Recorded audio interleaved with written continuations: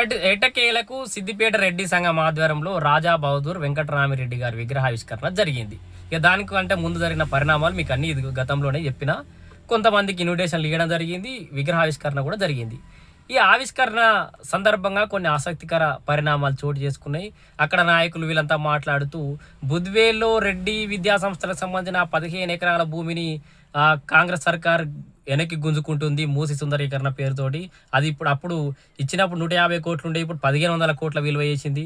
అట్లనే ఈ సిద్దిపేట రెడ్డి సంఘానికి వస్తున్నటువంటి ఆదాయాన్ని పేద విద్యార్థుల చదువుల కోసం వినియోగించాలి, ఇతర అవసరాల గురించి వినియోగించొద్దని హరీష్ రావు గారు మాట్లాడడం అయితే కొంత హాస్యాస్పదంగానే ఉంది. ఎందుకంటే ముందుగా హరీష్ రావు గారు మీ రెడ్డి సంఘం నాయకులను పిలుచుకొని, అరే బాబు మరి ఇన్ని సంవత్సరాలుగా ఈ ఫంక్షన్ హాల్కి వచ్చినటువంటి ఆదాయం ఎంత అని ఒక్కసారి లెక్కడు ఎవరైనా టక్కుమని చెప్తారేమో. ఎందుకంటే వాళ్ళు లెక్కలు చక్కగా మెయింటైన్ చేయాలి. అది పెద్ద తప్పుల తడక, అదంతా అవకతవకలు చాలా జరిగినాయి. ఆ విషయం పక్క పెడదాం, మాకు సంబంధం లేని అంశం ఇది. ఒకటి. రెండు, ఆ రెడ్డి సంఘ నాయకులకి రెడ్డి విద్యా సంస్థల గురించో ఆ రెడ్డిల భూములను వెనక్కి ఇవ్వమని చెప్తున్నటువంటి హరీష్ రావు గారు మరి అదే సిద్దిపేట నియోజకవర్గంలో మరి పేదల బడుగు బలహీన వర్గాల అణగారిన వర్గాల భూములను ఎందుకు లాక్కుంటున్నావు, ఎందుకు చెరబట్టిరు? మరి ఇవన్నీ మీకు తెలుస్తలేవా? మీ కండ్ల ముందర జరుగుతలేవా? మీ నాయకులు ఎంత అరాచకాలు చేస్తున్నారో మీకు తెలియదా? నిజంగానే అదే సిద్దిపేట నడిబొడ్డున ఆ మాల బిడ్డలకు సంబంధించిన భూమి, అక్కడ శ్మశాన వాటికి సంబంధించిన భూమి, ఏది బ్యాంక్ ఆఫ్ బరోడా పక్కన ఉన్నటువంటి ఆ భూమి 9-10 గుంటలు ఉండాల్సినటువంటి భూమి ఇలా 200 గజాలకే తీసుకొచ్చినావు. దాంట్లో నువ్వు ప్రతిసారి చైర్మన్గా అవకాశం ఇస్తున్నటువంటి రాజనర్స్ గారి మెడికేర్ రీచ్ హాస్పిటల్ అదే సర్వే నంబర్లో అదే భూమిలో ఉంటుంది. అక్కడనే ఇప్పుడు ఫిషరీస్ ఆఫీస్ ఏదో నిర్మాణం ఇప్పుడు మళ్ళీ స్టార్ట్ చేసిరు. వీళ్ళ మాలలకు సంబంధించిన భూమిని ఈ ఫిషరీకి సంబంధించిన ఆఫీసును అక్కడికి లేపేసి ఆ పక్కన షటర్లు కలుపుకొని పెద్ద అపార్ట్మెంట్ లేపుదామని నీ అనుచర వర్గం పెద్ద ప్లాన్ చేసిరు. ఆ విషయం మీకు తెలియదా? ఇక ఆ విషయం భూమిని పక్కకు పెడితే ఇక్కడే మన పోలీస్ కన్వెన్షన్ హాల్ దగ్గర పాపం దళితుల భూములు చాలా వరకు గుంజుకున్నారు. వాళ్ళకు 60 గజాలు 150 గజాలు ఏదో ఎంతనో జాగా ఇస్తా అని చెప్పేసి కొంతమందికి ఇచ్చిరు, కొంతమందికి మోసం చేసిరు. ఆ ఇచ్చిన కొంతమందితో పాటు మిగతా వాళ్ళకు మరి ఏ ప్రాతిపదికన ఇచ్చినవో తెలియదు. అక్కడ ఆ మచ్చలకు రచ్చలకు అందరికి భూములు ఇచ్చిన వాట ఆడ మరి వాళ్ళకు మరి ఎక్కడ పేదోళ్ళు అయ్యి ఎక్కడ భూములు పోయినాయని ఇచ్చినవు. మరి 500 గజాలు 1000 గజాలు ల్యాండ్ అక్కడ ముదిరాజ్ ఫంక్షన్ హాల్ దగ్గర ఇచ్చిన వాట అందరికీ. మరి వాళ్ళకెందుకు భూములు ఇచ్చినావు?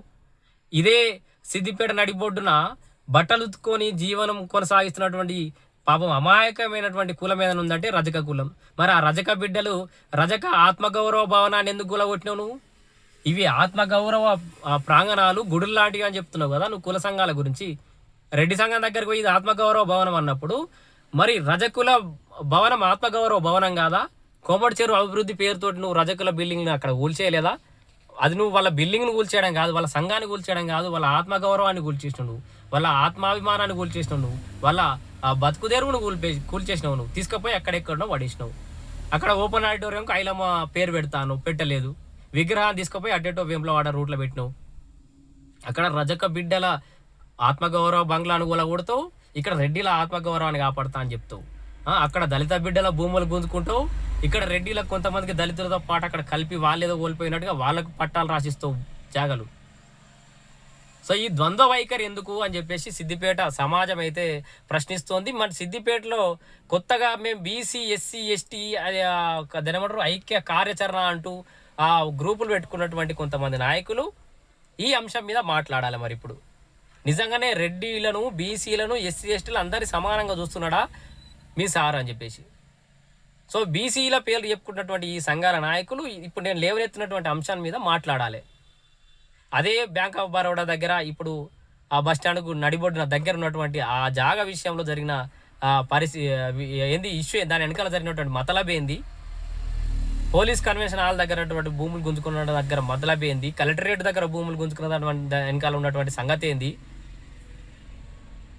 రజకుల ఆత్మగౌరవమైనటువంటి ఆ బంగ్లాను కూలగొట్టేటప్పుడు ఇచ్చినటువంటి హామీలు ఏంది, వీటి గురించి మాట్లాడరా మరి మీరు బీసీ నాయకులు అని చెప్పినప్పుడు.